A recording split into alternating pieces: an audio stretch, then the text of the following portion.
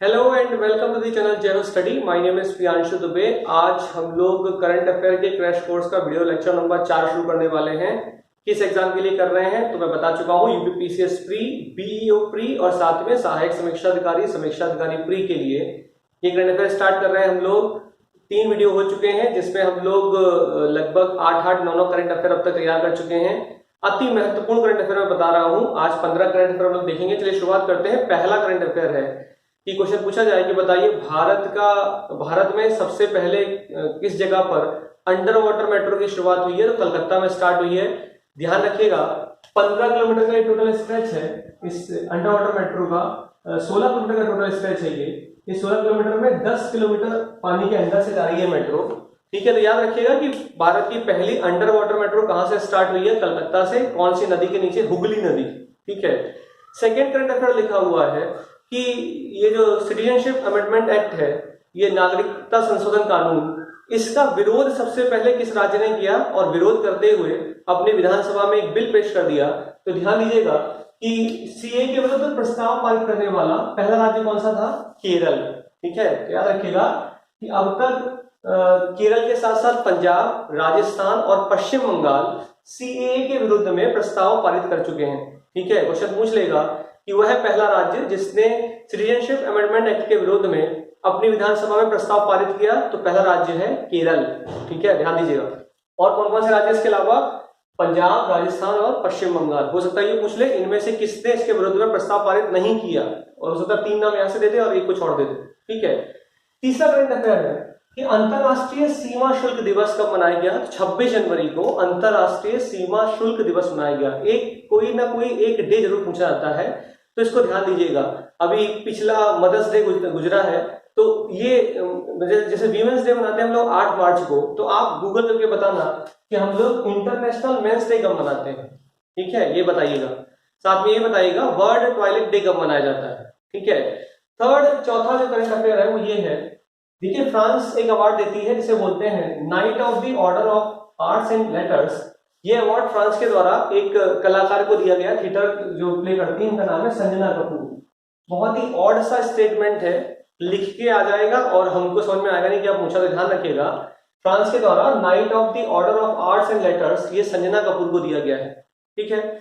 Next current affair है कि किस राज्य की विधानसभा ने विधान परिषद को समाप्त करने के लिए अभी हाल में जनवरी में बिल लेकर आए हैं। तो ध्यान रखिएगा आंध्र प्रदेश वह राज्य है जो अभी हाल में बिल लेकर आया है कि उसकी विधान परिषद को समाप्त कर दिया जाए।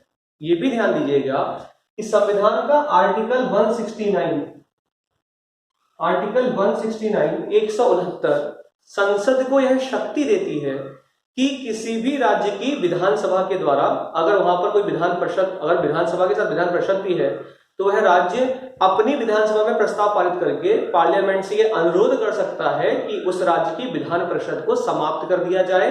अथवा अगर विधानसभा नहीं है, विधान परिषद नहीं है, तो कोई विधानसभा अपने यहाँ प्रस्ताव पारित करके संसद से रिक्वेस्ट कर सकती है कि उनके यहाँ विधान परिषद को बना दिया जाए। क्वेश्चन पूछा यूपीएससी 2017 में पूछा हुआ है कि बताइए कि किसी भी राज्य की विधान परिषद को बनाने, एबॉलिश करने का या क्रिएट करने का अधिकार किसके पास है? तो ध्यान दीजिएगा संसद, पार्लियामेंट के पास है। और ऐसा किस आर्टिकल में लिखा है? तो ऐसा लिखा है आर्टिकल 169 169 में। ठीक है, ये डिटेल में देखेंगे, जब पॉलिटी पढ़ रहे हैं तब देखेंगे।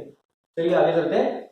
लिखा हुआ है कि बताइए डिफेंस एक्सपो का 11वां संस्करण कहां पर किया गया? तो डिफेंस एक्सपो इंडिया, इसका 11वां संस्करण किया गया है 2020 का। कहां पर किया गया है? लखनऊ में। यहां लिख लीजिए लखनऊ, उत्तर प्रदेश। ठीक है। और इस डिफेंस डेफ एक्सपो जो हुआ है 2020 का, इसकी थीम क्या थी? इसकी थीम थी भारत रक्षा विनिर्माण का उभरता हुआ हब। ठीक है, ध्यान दीजिएगा क्योंकि यूपी में हुआ है, लखनऊ में हुआ है, तो हो सकता है आपसे पूछ ले कि डेफ एक्सपो का जो थीम है वो क्या है इस बार का। तो थीम था भारत रक्षा विनिर्माण का उभरता हब। और ध्यान रखिएगा ये इवेंट द्विवार्षिक इवेंट है, 1 वर्ष में नहीं होता है, 2 वर्ष में होता है। ठीक है, चले आगे। नेक्स्ट पूछा सकता है बताइए गणतंत्र दिवस की परेड में किस राज्य की झांकी को पहला पुरस्कार मिला? तो आप पहले को सोचिए। तो देखिए पहला पुरस्कार जिस राज्य की झांकी को मिला उस राज्य का नाम है असम। ठीक है, तो ध्यान रखिएगा कि गणतंत्र दिवस की झांकी में पहला पुरस्कार किस राज्य को मिला है, तो असम की झांकी को पहला पुरस्कार मिला। ठीक, अंतिम है, स्मार्ट सिटी मिशन की शुरुआत कब से की गई है, क्योंकि कई बार क्या होता है कि जो स्कीम चल रही है उसका ईयर पूछ लेता है, तो ईयर याद होना बहुत जरूरी है। तो सर आपसे पूछ ले कि स्मार्ट सिटी मिशन की शुरुआत लॉन्चिंग कब से हुई, तो याद रखिएगा 2015 से लॉन्च हुई है ये मिशन, स्मार्ट सिटी मिशन। ठीक है, ministry of urban and development के अंतर्गत आती है ये, तो ये भी ध्यान रखिएगा। ठीक, अगला है कि अभी हाल में जनवरी में एक व्यक्ति की 28 जनवरी को 155वीं 155th एनिवर्सरी मतलब उनकी जयंती बनाई गई है। तो बताइए वो व्यक्ति कौन थे, तो वह क्रांतिकारी का नाम था लाला लाजपत राय। मैंने यहाँ पे लाल लिखा हुआ है, इस लाल का मतलब है, इतिहास में पढ़ते हैं ना, तिकड़ी थी लाल बाल पाल, तो उस लाल बाल पाल में लाल है लाला लाजपत राय।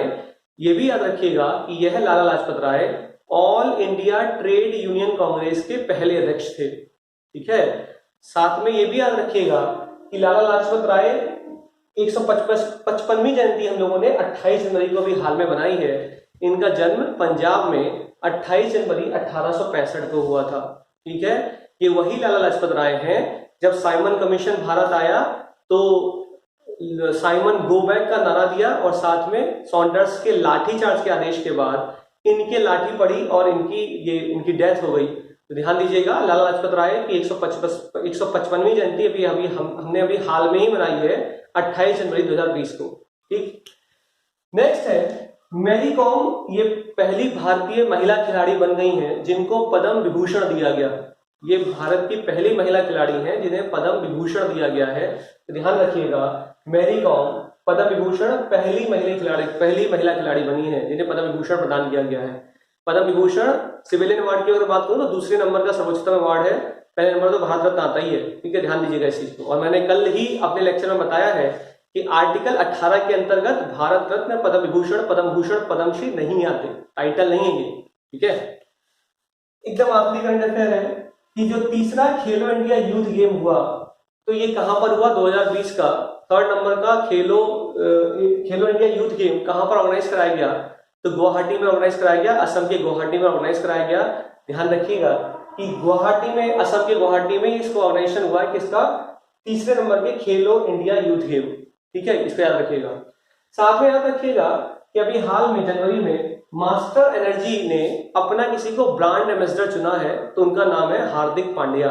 ठीक है, ध्यान रखिएगा, मास्टर एनर्जी ये ड्रिंक बनाते हैं, एनर्जी ड्रिंक है, तो इस मास्टर एनर्जी ने अपना ब्रांड एम्बेसडर किसे चुना है, तो हार्दिक पांड्या को चुना है। ठीक, नेक्स्ट है कि यूएई संयुक्त अरब अमीरात के क्रिकेट निदेशक किसे चुना गया, अभी भारत के ही हो खिलाड़ी, उनका नाम है, उनका फ्लैट छक्का ज्यादा था, तो 6 मारने का फ्लैट ज्यादा था, उनका नाम है रॉबिन सिंह। ठीक है, याद रखिएगा कि यूएई के क्रिकेट निदेशक किसे बनाया गया है अभी हाल में, तो उनका नाम है रॉबिन सिंह। ठीक, मैंने लिखा नहीं, लिख लीजिएगा आराम से।